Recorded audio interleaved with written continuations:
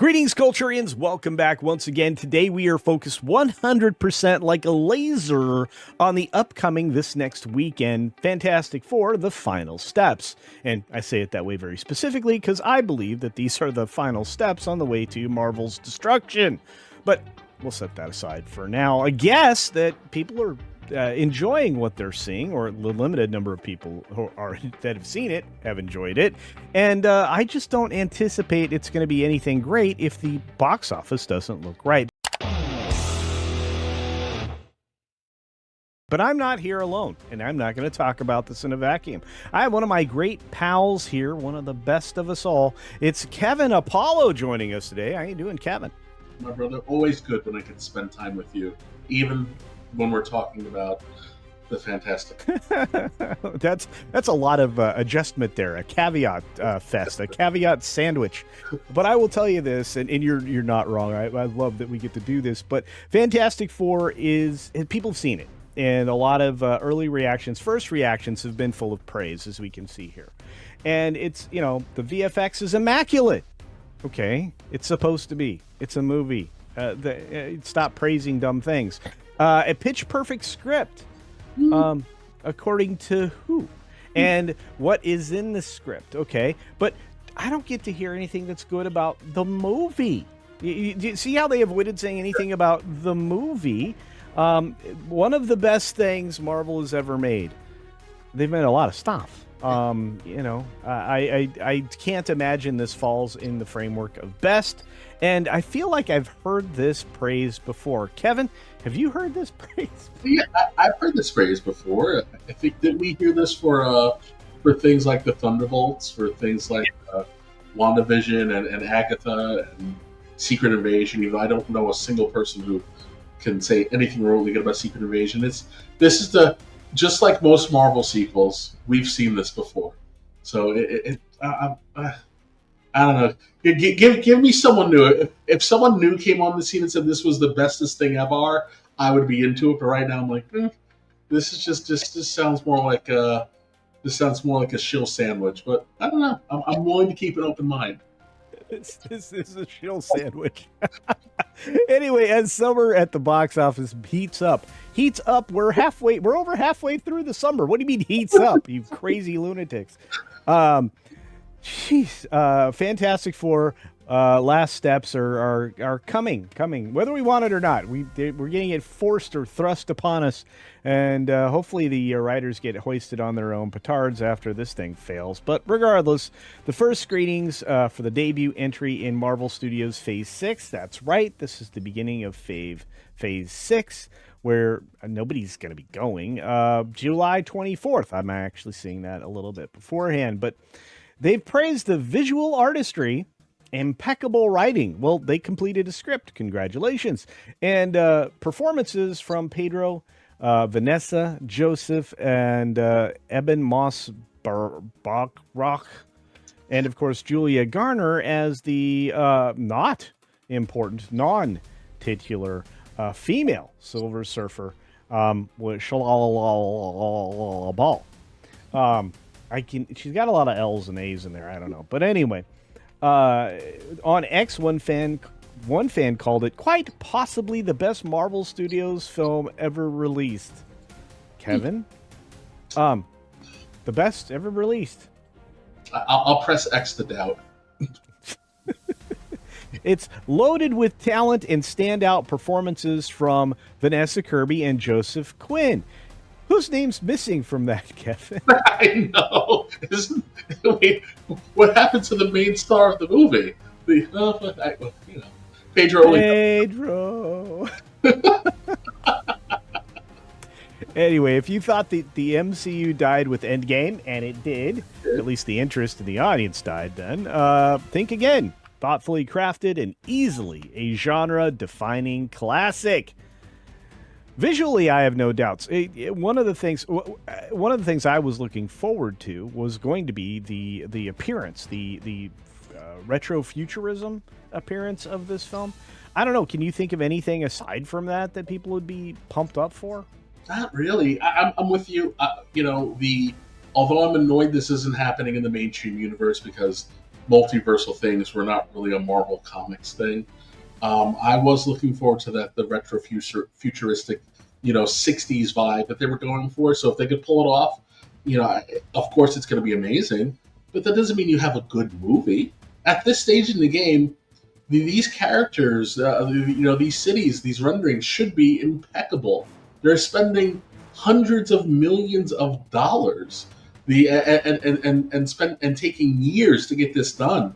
This isn't like it. This isn't like it's 2002, and we're watching Spider-Man swing for the first time.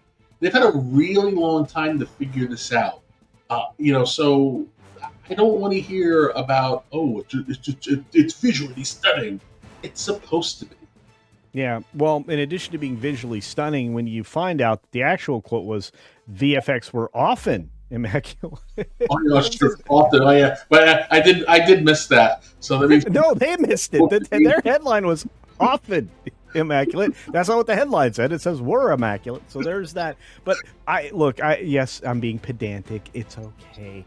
But look, let's talk about the fact that the thing that these people really enjoy are the social and political commentary. Kevin, that's why we go see MCU movies. That's not why they've been failing. Yeah, nothing about the heroics, the family adventure.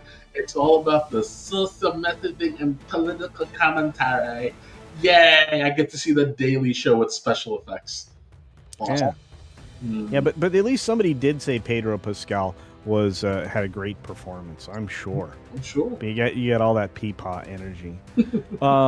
Yeah, this George Mackey, I don't know. This guy probably works in the industry, which means I don't care what this person thinks.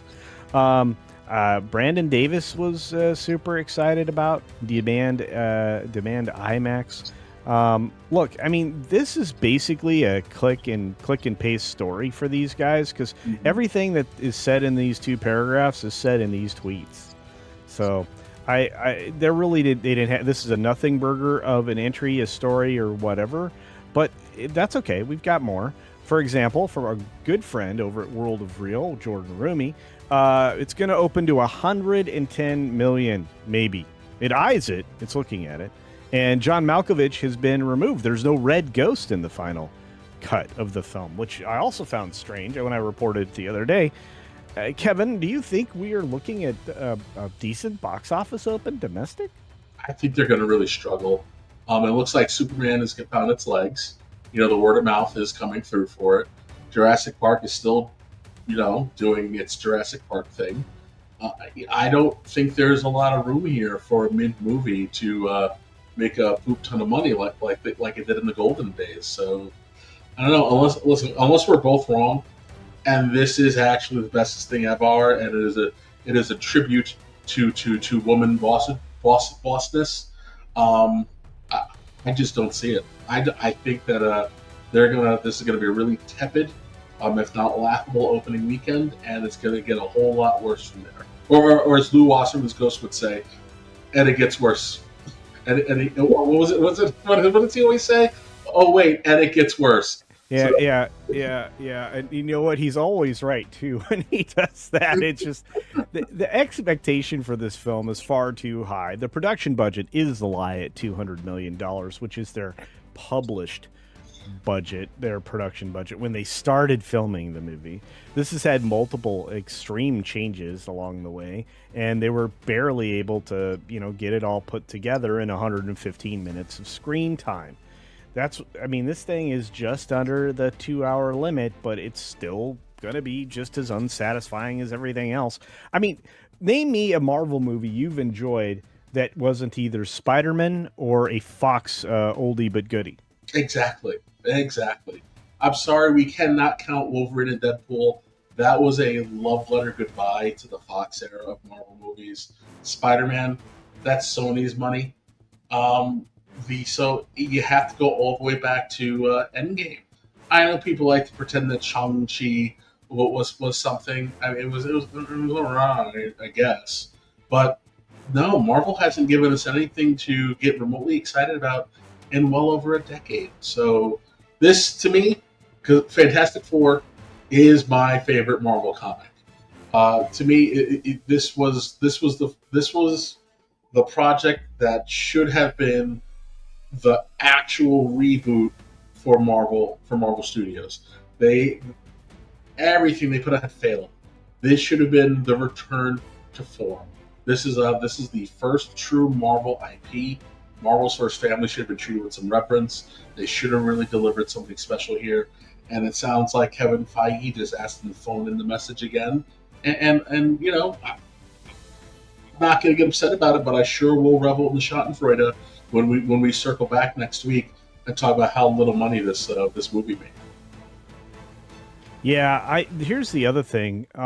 I'm starting to hear that there might be some early pre-screens that people are going to have access to at the beginning of the week. As you're watching it, they probably have already occurred, as those of you out there have been watching this. The embargo is officially dropped as of Monday night, late Monday night, midnight on the East Coast. So we're going to start to get some real actual reviews from people who've really actually seen it. The pre-sales numbers are not good. They're trying to make them a big deal. It notched 13 million in pre-sales as of Monday. It's currently outpacing both previous 2025 MCU entries. That's not crowing about much, and it's behind Superman. So I ask you, Kevin, my friend, do you think that that this thing absolutely has to have 100% positive reaction to get anybody interested in going? Do you think it's still somehow Marvel has a built-in audience? I mean, what do you think? I think, it's kind of hard. I think that this movie has to be essentially perfect, and the word of mouth is going to have to be immaculate, like it came down from the mountaintop, etched in stone, levels of perfection. They get people interested in it. No one's been interested in this movie at all, and to say that you're outpacing the first three movies. Well, let's adjust that for inflation and tell me the actual number of people. In the early 2000s, the Thursday night preview wasn't really a thing. So, and no one saw Fan Four Stick. So what are we talking about? Again, we're championing not failing as badly as we used to fail. This is silly. This is participation trophy nonsense. There's a lot to say, but we have to end this video at a respectable amount of time. So I'll say this. That's true. Well, look, I just want to say that oftentimes I find everything that Jordan Rumi writes to be brilliant, right? But here I'm going to have to disagree. The real story here may not be whether Marvel is back, but how quickly audiences are willing to re-embrace actual legacy characters. There are no actual legacy characters in this at all. None. Zero. You can't even begin to pretend that this version of the Fantastic Four is in any way like any of the Fox versions before it. I mean, this is a reach back in time for something that doesn't exist by a franchise that had decided they were never going to invest in these characters to begin with, and that this is a last-ditch effort, and as you pointed out, to a not very successful first family when it comes to film. So, first steps, final steps, I don't know. Kevin, what are your final thoughts here? Fantastic Four missteps. I think I think we're going to spend a lot more time analyzing this movie's failure than we're going to be spending talking about its success. And there's no one to blame but Kevin Feige. I don't know when this guy gets to stop resting on laurels he didn't really earn, but it's time for people to start having an honest conversation about the direction of Marvel and the man responsible for it. Because since he's been on his own, it's been stinker after stinker. And hold on to your butts, people, because they haven't touched the X-Men yet. That's so true, man. This could get worse and worse. And well, if they're headed the direction that they are for Doomsday, I think we have real problems ahead. But hey, it's not what we think. It's what you think. Let us know your thoughts down in the comments section below. Are you looking forward to this? Do you think it's going to make over $110 million in opening domestically?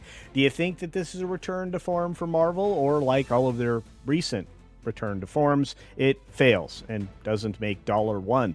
Do you think Disney figures out that swimming in red ink isn't as much fun as they thought and is now turning into lava in the eyes of the investors?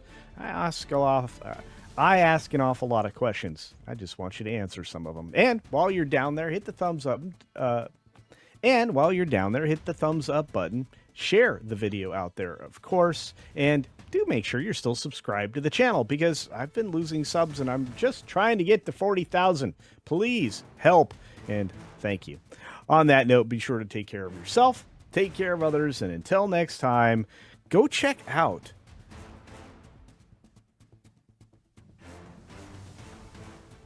Kevin Apollo and his new channel.